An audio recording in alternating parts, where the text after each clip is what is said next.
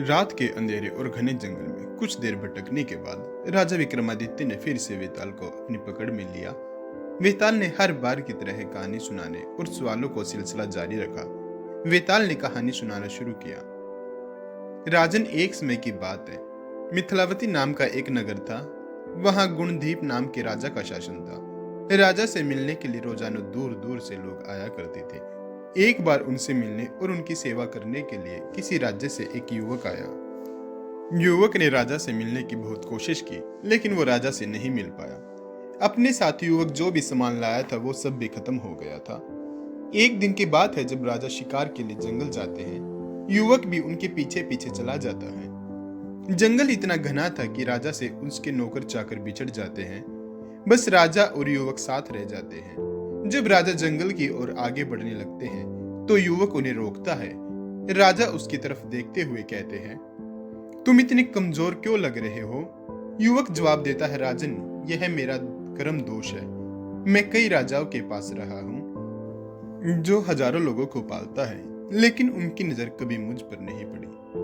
अपनी बात आगे बढ़ाते हुए युवक कहता है, राजन, 6 बातें इंसान को कमजोर बनाती है। गलत व्यक्ति से प्रेम, बिना कारण हंसना, स्त्री से बहस करना, बुरे स्वामी के लिए काम करना, गधे पर सवारी और संस्कृत के बिना भाषा। इसके अलावा 5 चीजें आयु, कर्म, धन, विद्या और यश व्यक्ति के जन्म के साथ ही विधाता उनके नसीब में लिख देता है। जब तक कोई पुण्य काम करता है, तब तक उसके पास सेवन करने के लिए बहुत से दास होते हैं। जब पुण्य कम हो जाता है, तो भाई ही भाई का दुश्मन बन जाता है। लेकिन राजन, स्वामी की सेवा का फल किसी न किसी दिन जरूर मिलता है। युवक की इन बातों का राजा पर बहुत असर हुआ। थोड़ी देर दोनों नगर की ओर लौट गए। राजा उस युवक को नौकरी पर रख लेते हैं। कुछ दिन बाद युवक किस काम से बाहर जाता है। उसे रास्ते में एक मंदिर दिखाई देता है। वह अंदर जाता है और वहां स्थापित देवी की पूजा करता है। फिर वह बाहर आता है तो उसे वहां एक सुंदर स्त्री दिखाई देती है। युवक उस स्त्री पर मोहित हो जाता है।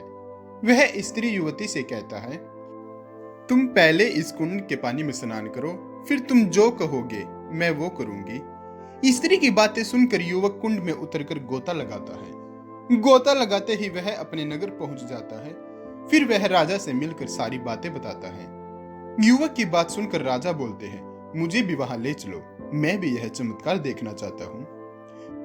फिर दोनों घोड़े पर बैठकर मंदिर की ओर चल देते हैं। मंदिर पहुंचकर वे दर्शन करते हैं और जब बाहर निकलते हैं तो उन्हें वहां एक स्त्री मिलती है जो राजा पर मोहित हो जाती है। स्त्री राजा से कहती है, आप जो भी कहोगे मैं वही करूंगी। यह सुनकर राजा कहता है, तुम इस सेवक से शादी कर लो।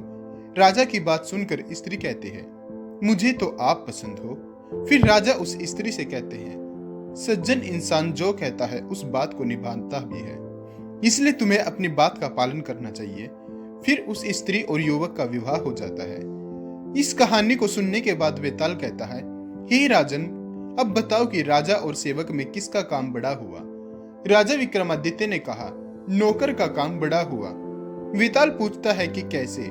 राजा विक्रमादित्य कहते हैं, उपकार करना एक राजा का धर्म है, लेकिन जिसका धर्म नहीं था उसने उपकार किया तो युवक का काम बड़ा हुआ। राजा का जवाब सुनने के बाद वेताल उड़कर फिर से जंगल के किसी पेड़ पर जाकर लटक जाता है। दोस्तों, हमें कहानी से सीख मिलती है, अपने वादे से इंसान को कभी नहीं मुकरना चाहिए।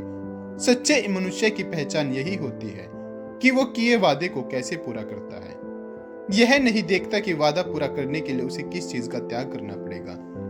तो दोस्तों, आज की वीडियो में इतना ही। मिलते हैं अपनी अगली वीडियो में।